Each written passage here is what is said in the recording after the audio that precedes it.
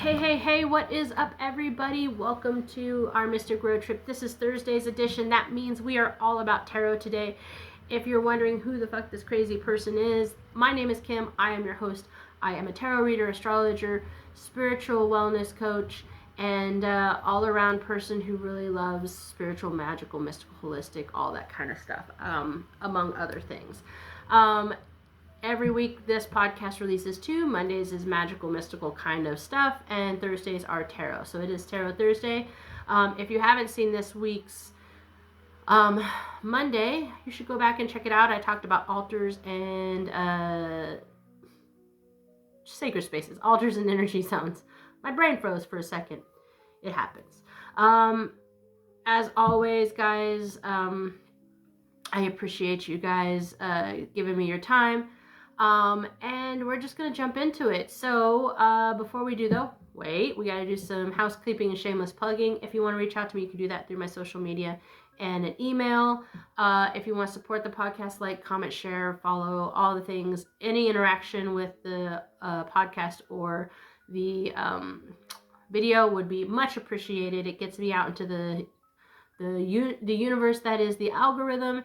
And hopefully more people will see us, and we can build a community where we can work together to make each other better and make the world itself better. That's kind of what my goal is in life. And if you want to do that financially to support the podcast, there's ways to do that as well. And if you want to know about this tarot card and so many others and so much more information, make sure you check out Medium publication. And if you're into women in history and feminism and allowing everybody to have their moment in the spotlight and learning about some really badass ladies, then you should check out my other podcast. It's called Where All the Ladies At. So that is it for the shameless plugging and housekeeping. So let's jump into the Five of Swords.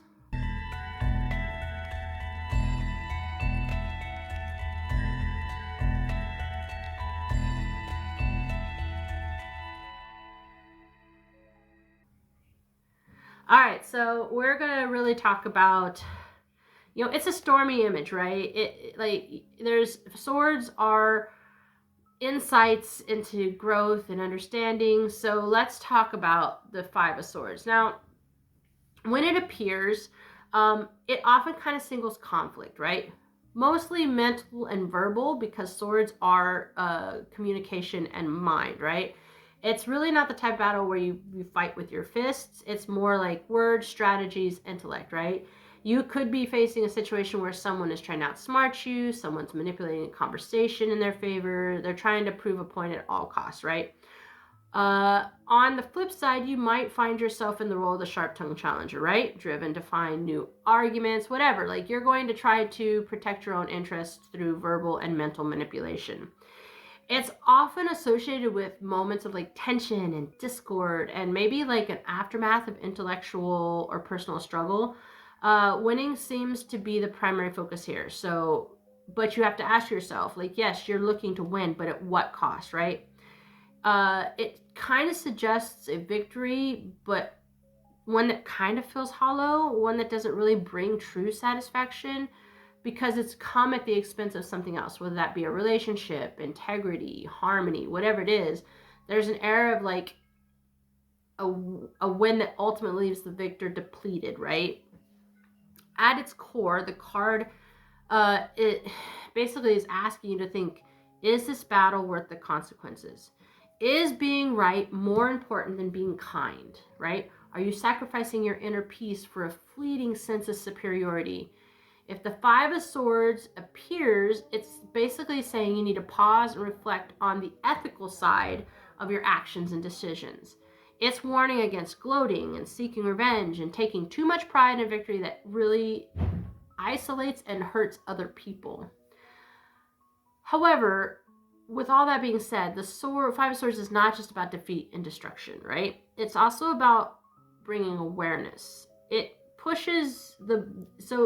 push you to really examine how you communicate, how you approach conflicts, and basically like the overall power dynamics of in your relationships, right? It's trying to teach us that sometimes the smartest move is just not to win, right? Sometimes you have to walk away before you cause irreparable damage, right? It's one that encourages you to choose your battles wisely. You need to reflect on your ego and how it affects your decisions, and try to remember that honestly, true strength is not just victory. Sometimes it's wisdom and sometimes it's restraint. And that's what this card is really talking about, right? And you can tell that by the symbols that are on the card. Now, before I jump into the symbols, I want you guys to, once again, I do a normal PSA, a couple of things. When I'm talking about the symbols on the card, I'm talking about the traditional deck, which in my referencing is the Rider-Waite deck, right? Also, when I'm talking about reading it, we're going to talk about reverse. And I know not everybody reads it the same. Some people don't read it. Some people read it as slow moving energy. I'm going to talk about it in the traditional sense, or the old school way of looking at it, so that we can get a basis of what the overall story is of this card, right? So when we're looking at the Five of Swords when it comes to symbology, you have to kind of look, right? It's pretty complex. You have a central figure, right? That's the biggest one. He's in the figure in the foreground. He's holding like multiple swords in his hand, and he looks like he's victorious, right? But the expression is kind of, you can't really tell if he's happy or not. Are they satisfied? Are they not, right? And the posture of the character actually kind of suggests possession and control, but a little isolation, because everybody is walking away, right? He's holding all the swords, and that's intellectual dominance, and yet it also reflects like burden, right? Just because you win doesn't mean you feel good about it, right? On the other hand, if you look at the background, two figures are seen walking away, right? That's kind of what I talked about a minute ago. And this is dejection and defeat and even betrayal. These individuals could have potentially been friends, colleagues, whatever, but now they retreat and leave behind the battlefield of words and ideas. They're just like giving up, right? And it represents loss, and not just for them, right? They're walking away and you're holding all the swords, but it's isolating you, right? So therefore you're also losing too. It's even when we win, we might be losing relationships in the process, right? And maybe that's a good thing, maybe that's a bad thing, but it doesn't feel good in the moment, right? And then there's swords. And swords in tarot is intellect, communication, and thought, right? We talked that. And if you look at this card, they're scattered all over the place, right? And some of them are held tightly. Central figure, right? By the person in the front.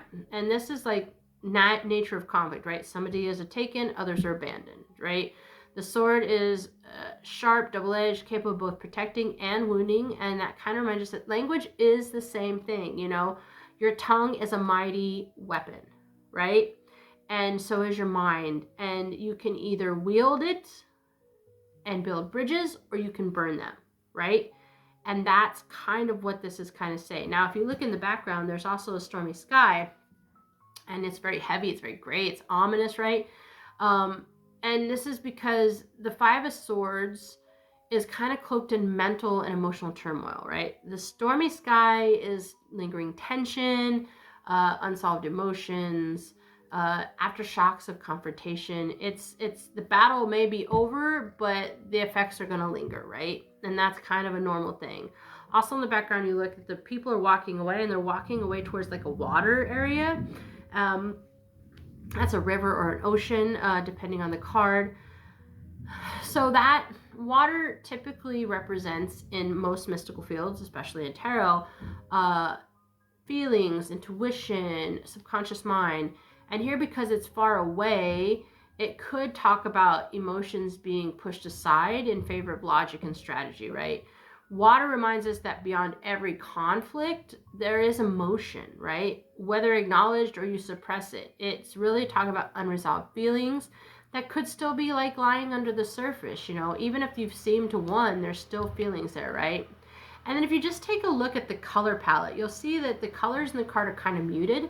They're cool colors, right? And this kind of reflects detachment and uncertainty, right? And unlike like the Wands, who uses reds, and the lush greens of pentacles, the Five of Swords carries a much colder, more cerebral energy. And once again, it's swords, so that makes sense, right? Intellectual victories are not always emotionally fulfilling, right? And that if you don't use your heart, you could wind up still feeling empty, right? There's the aha that I got you is not the right thing to do, right? And that's kind of what this card is saying. Now, apart from that, up on the card, there'll be a Roman numeral 5, right? That's the number that's attached to the 5 of Swords because it is the 5 of Swords. So what does that mean? The number 5 is associated with change, instability, and challenge. You know, 4s are stable and a great solid foundation, but 5 kind of comes in and messes with that balance, right? It pushes us into moments of transformation, and sometimes we're ready for it and sometimes we're not. When you think about the energy of 5, you think of movement, but not smooth flowing, right? We see 8s or the hopeful expansion of 3s, but 5s are moments of struggle, right? And as I said, like, each suit is a story in and of itself. We went through the major arcana. It's a story arc. Each one of the suits has a story arc as well. And it's the same thing, right? So 5s are moments of struggle. This is when we're meant to either adapt or resist, and represents these things are necessary, but it's uncomfortable sometimes, right? We have to learn hard lessons. Because it teaches us resilience and perseverance and self-awareness, and those things are vitally important in life in general. The 5 of Swords in particular speaks of intellectual and verbal conflicts. So once again, not that. But this card really highlights the turmoil that arises from when words are used as weapons, right? And when winning takes precedence over understanding. You know, the number association really is like disruption reminds us that it's not always positive, right? You know, things like this card challenges us. You know, will we learn from conflict, or will we let our ego keep us trapped? Are we using intelligence constructively? How do we handle moments of instability? Do we adapt or grow, or do we cling to old ways and that aren't serving us? It's really talking about life's disruptions and how those disruptions are profound teachers. And if we want to learn, we have to listen to them, then we have to sit through it, and we have to feel them, right? And that is what the number is saying. Everything about this card, that is what this is saying. So that's general. So what happens when you pull it in a read and it's upright or reversed? So now we're going to talk about how to read it, right? So obviously, if it's upright, everything I just said counts for it, right? This could mean that it might appear maybe you've been in a recent disagreement where your egos have clashed, right? Some of your life is being manipulative or using intellectual power to dominate you or others. Maybe you won an argument, but the victory is not half as good as you thought it was, and it come at the cost of your peace and maybe a relationship, right? It could be that you're in a situation where there's like mental chess match, right? Strategy is taking over sincerity, and that's never good. This card is really about self-reflection, even though it is kind of a darker card. Are you fighting just to be right, or are you actually really trying to fight because you believe in something, right? Are you winning at the cost of your integrity? So, this is all things. It can indicate feeling mentally drained, and all that. There's a lot of things that upright it could mean. Now, in reverse, this energy shifts a little bit. It changes more towards reconciliation and release and healing. The conflict has passed, and you're actively working to let go of those grudges, and you're trying to move on and repair fractured relationships, right? This could show up when a resolution is finally in sight, peace is starting to be restored. You're learning the power of walking away rather than like engaging in that constant battle of conflict that a lot of us get stuck in. Maybe you realize that winning isn't the best outcome. Maybe sometimes you need to choose peace over that. And it could also be deepening self-awareness, right? Recognizing when battles are necessary and when they're not, right? It's an indication that you're ready to forgive, whether that's forgiving someone else or yourself, whatever that is. It really reversed kind of talks about release of old wounds and letting go toxic energy and really embracing a more harmonious path, right? It could also, in a more negative aspect, talk about a fear of confrontation. So maybe you're avoiding difficult conversations, or maybe you're backing down too quickly. Conflict can be draining, but avoiding it altogether can sometimes be more painful. You have to know when to engage and when to walk away. That is kind of what this is saying.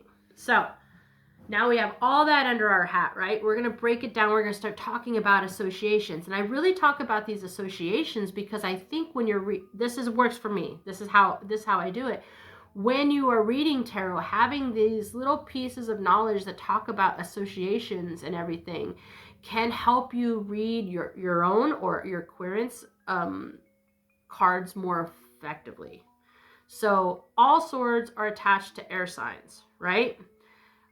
Astrologically, in this card, air signs is about sharp and sometimes harsh, all of that. Venus in Aquarius is what rules the Five of Swords. So Venus is obviously love and harmony and relationships, and Aquarius is rebellion and innovation and radical individuality. So you can see where this might create some pretty interesting dynamics, right? Venus wants unity. Aquarius is like, I'm independent. I don't need anything. Sometimes Aquariuses can be a little emotionally attached. Sometimes. So when this energy comes up, intellectual classes, stubborn idealism, maybe the challenge of maintaining relationships, all these things, right? Venus in Aquarius kind of talks about love and connection. Intellectual differences can create conflict. Winning argument is always about maintaining mutual respect, right? It's, are you prioritizing your ideas and ego over meaningful connections? Or are you allowing differences to expand your understanding? And that, I think, is maybe sometimes for people the hardest thing, to understand that differences don't have to be bad. They can just be something that help us grow. And sometimes differences are the superpower. So that's kind of the planet and the sign and the element. Now we're going to go a little deeper into some other stuff. And the reason, once again, I do talk about these things, the crystals, the herbs, the god, the goddess, the color, is because you can use them in your practice, or you can use them as guidance towards someone that maybe you're trying to help and give a little advice to, right? So when we're talking about crystals, for this one, and once again, I really would like to say, like, these are the ones that I chose. There are more crystals and herbs that go with these things, but these are the ones that I felt would probably work really well with the card, right? So for crystals, I really think lapis lazuli works good, right? It's a stone of wisdom, intellect, clarity. It can enhance your critical thinking and insight, promote honest communication, aids in resolving mental conflict. So, if you're having these problems, if you're struggling with communication issues, intellectual tension, all that inner turmoil, meditating with a lapis lazuli or just carrying it with you could help bring a little bit more mental clarity and truth, and that could be a great way to combat these energies and help realign yourself with your true intention and path, right? For herb, I went peppermint. And the reason I did that is because it really talks about stimulating focus and clear thinking. And I think, you want to help refocus after a difficult conversation, clear mental exhaustion, overthinking, and encourage sharp decision making, so that you can really come out of the conflict and respond with logic and strategy better than being overly emotional. I think best way to do this would be peppermint tea. You can use peppermint essential oil. I don't think that's wrong, but it's and the oil probably would be really good during like moments of stress. Keep a little vial of it, so that you can try to help mental balance and clarity, right? When we talk about the deity, I went for a Greek deity. Once again, I think even if you don't follow that mythology, I think most gods are pretty open to you calling on them. And if you don't feel comfortable with that, you can always find the equivalent of Athena within your mythos. It may not be exactly the same, but more often than not, there is, comparative gods or goddesses in there. She is the goddess of wisdom, warfare, and strategy, and she is the war god that is more intellect over brute force, right? So she really is really vibrant when it comes to importance of strategic thinking and how to fight your battles wisely and winning, and and keeping the balance between winning and the ethical conduct, right? If you find yourself caught in that, you might meditate on Athena's energies, or invoke her guidance. All these things could be very valuable. When it comes to color, we're looking at blue. Blue is obviously related to the element of air, and it's also related to your throat chakra. So, those two things have to come together. So it gives you clarity of thought, clear and truthful communication, a sense of calm when you're in conflict. So if you're trying to overcome the energies here or trying to embody them, you might want to try to wear clothing that are blue, meditate with blue candles, maybe surround yourself with blue tones, choose, blue crystals. All this can help you tap into your like mental clarity and communication skills, and so that you can navigate out of these negative these challenges and things like that. So lastly, I want to talk about how you can utilize this for daily mindfulness practice, because for me, I know that a lot of people think tarot is about predicting the future, and sure, there is some element of that in the art, but for me, I think it is a tool for insight into yourself and insight into the energies of the universe, and how you can use that in accordance with a mindfulness practice can really help you kind of, navigate daily life and learn how to do that wisely and strategically. So I would say conflict reflection. So whenever you find yourself in a disagreement, I think the Five of Swords would say take a moment and pause and reflect, right? Is the battle worth it? Or are you just engaging for a purpose or just proving to point, right? Are you letting your ego take over? What is the long-term impact of this conflict? These are things, to take a moment, step back, think about. And if you have time and you can do it, like journal about it, right? Especially after the conflict, right? So that you can really look and figure out your patterns. We all have them. And that way, maybe next time you could handle these disagreements in a healthier way. Mindful communication. So I would say, like, words have a lot of power, right? I'm a teacher as well, and I try to tell my kids that, because sometimes I'll say words and I was like, you don't understand that word, what that word means to other people. Words hold power, right? They can heal, they can cut you down, right? So really trying to speak with intention and choosing words that foster understanding, and maybe pausing a little before reflecting, right? A thing I sometimes do is a throat chakra meditation, and that's basically like visualizing the blue light in your throat while breathing, using breathing meditation, and it can help strengthen your mindful speech and communication, because I think that's something that sometimes lacks in this world, is mindfully choosing your words. And it's vitally important, because sometimes you may not mean what you say, but people take it as that. And so you have to be really conscious of the words you choose and how they affect other people. And by no means am I saying you should not say the things you need to say, but I think that even when you are saying those things, you can say them using words where it doesn't cut somebody else down or make them feel smaller or exacerbate the situation, right? You can use words that in the end make the situation maybe a learning experience rather than a shutting down experience, right? Also, I would say, and this is maybe the hardest thing, is letting go of grudges, right? I think moving forward with clarity and peace is important. And I used to think the saying that where they said, like, forgiveness is about them, it's about you, not them. And I used to think that was a bunch of bullshit.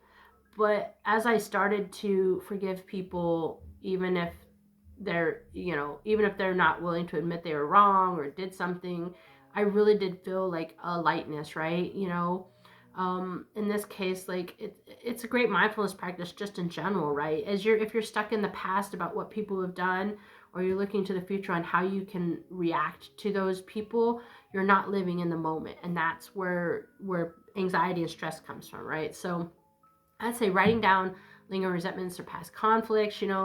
I like to burn. Some people like to bury. Write things down on paper and bury it. You can do affirmations, whatever it is, anything that can shift your energy from holding on to wounds to embracing healing and growth. That's going to help you. And in the end, that's important, right? I also think strategic thinking is kind of important. Instead of reacting impulsively to those challenges, try to be more strategic in your mindset, right? Observe situations objectively. What really happened? We see things, I had a manager one time who used to tell me perception is reality, right? And so that is true, but also if you can pull yourself out of your perception and observe things objectively and maybe try to see things from the other person's side, sometimes it relieves the tension and makes the battles a lot less impactful, right? Also, choosing your battles wisely, right? Not everything deserves your energy. It just doesn't. Sometimes I used to do it all the time. I don't do it as much now, but sometimes you choose the battles because it's all about your ego. It's not about the situation. And so then you wind up putting all this energy in things that just don't really even matter, right? So also I think planning your approach, before you respond to something, consider your words and actions carefully. And this is also hard for me because I, you know, the way everything went in my house was like, if you didn't try to get in there first, you never got your words spoken, right? It's when there was arguments. So sometimes you just spout stuff out and then you'd be like, oh, that wasn't what I wanted to say. But by the time the words are out, you can't take those words back, right? You can't and then say it again. It just doesn't work that way. So because if you can shift your mind to doing that, it allows you to really handle these situations with like grace and wisdom and restraint and intelligence. And then you don't get caught up in unnecessary struggles. And these are kind of ways that you can use that energy to develop a more strategic mindset, right? So that is the Five of Swords. I hope that was helpful. I hope you got a lot of stuff from that. I really love doing these, and I hope so. So if you've ever had to talk yourself out of some Five of Swords energy, and or you have some other techniques that help you, I would love to hear about it. So comment, send me a message, please. I love to get conversations going. And until next time, guys, make sure if you want to reach out to me, social media, email. If you want to support the podcast, any type of interaction with the podcast or the video would be amazing. If you want to do that financially, there's ways to do that as well. If you want more information, check out the Medium publication. And if you're into women and history and feminism and learning about some badass ladies of history, myth, and legend, then make sure you check out my other podcast called Where All the Ladies At. As always, guys, until next time, stay curious, stay safe, stay blessed.